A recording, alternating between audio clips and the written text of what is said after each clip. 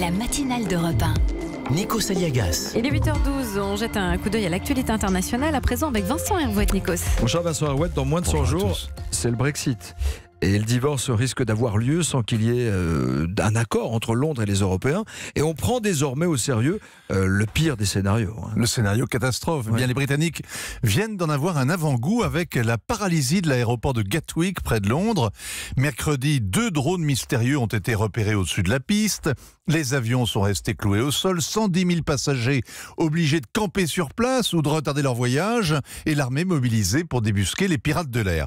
Alors, les Britanniques ne sont pas préparés à cette pagaille. Ils n'ont pas notre expérience des grèves d'Air France à la veille des vacances. Mais ce chaos, c'est la répétition générale de ce qui risque de leur arriver le 29 mars. Avec le Brexit, c'en sera fini du ciel unique européen, ce système qui mutualise la gestion du trafic. Et conséquence, au premier jour du printemps, s'il n'y a pas d'accord, eh bien, les avions britanniques ne pourront plus passer au-dessus de nos têtes.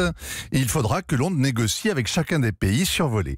Le Brexit sec, brutal, le divorce en claquant la porte, le no deal, ce n'est pas la fin du monde, mais ça rend le monde plein de casse-tête pour les voyageurs, les financiers, les éleveurs, les routiers, les étudiants, les plombiers polonais ou même les ratons laveurs, car les services vétérinaires seront débordés à la frontière. Mais concrètement, Theresa May espère encore faire voter par les communes l'accord qu'elle a négocié avec la Commission. Le pire qui soit, le seul possible à prendre ou à laisser, le vote est programmé à la mi-janvier.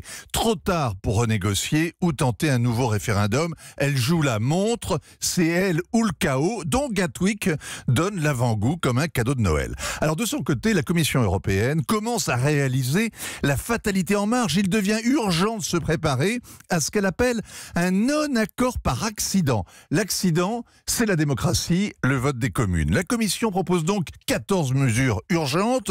Par exemple, que le ciel européen reste ouvert un an de plus. Lentement, elle sort du déni, comme quoi le pire n'est jamais certain, même avec Theresa May.